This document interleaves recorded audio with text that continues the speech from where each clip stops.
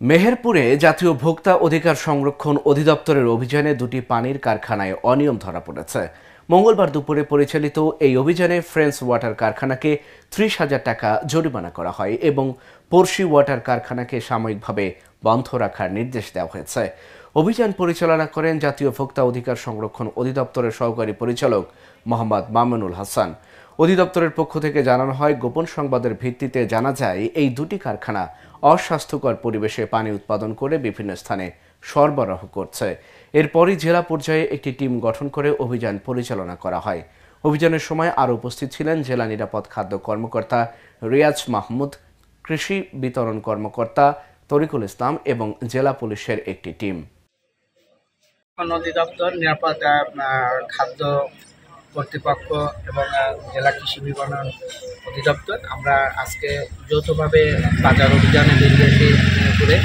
এখানে একটা পানির ফ্যাক্টরি দেখেছি, ফ্রেন্স পানির।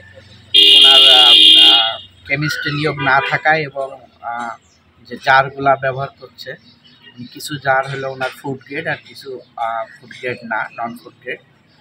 আর ওনার হলো গিয়ে কাগজপাতির এই সমস্যার জন্যে ওনাকে ৩০,০০০ টাকা জরিমানা করা হয়েছে এবং ওনাকে বিভিন্ন মেয়াদে কয়েকটা কার্যক্রমকে দ্রুত সমাধান করার জন্য সময় দেওয়া হয়েছে।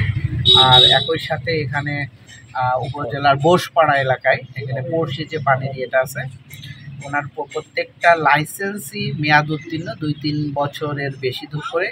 আর উনি যেখানে পানি উৎপাদন করছে পানিটা নোংরা, পানিটা পরবর্তী ওনার কাগজপত্রের কার্যক্রম, মানে কাগজপত্রগুলো ঠিক করার জন্য, পরিবেশ ঠিক করার জন্য এটাকে মৌখিকভাবে নির্দেশনা দিয়েছে। ওনার প্রোডাকশন বন্ধ। উনি কাগজপাতি এগুলো ঠিক করে আমাদেরকে জানাবে যে হ্যাঁ আমরা এগুলো করছি বা পরিবেশটা মানসম্মত করলে আমরা পানি উৎপাদনের ওনাকে অনুমতি দেবো।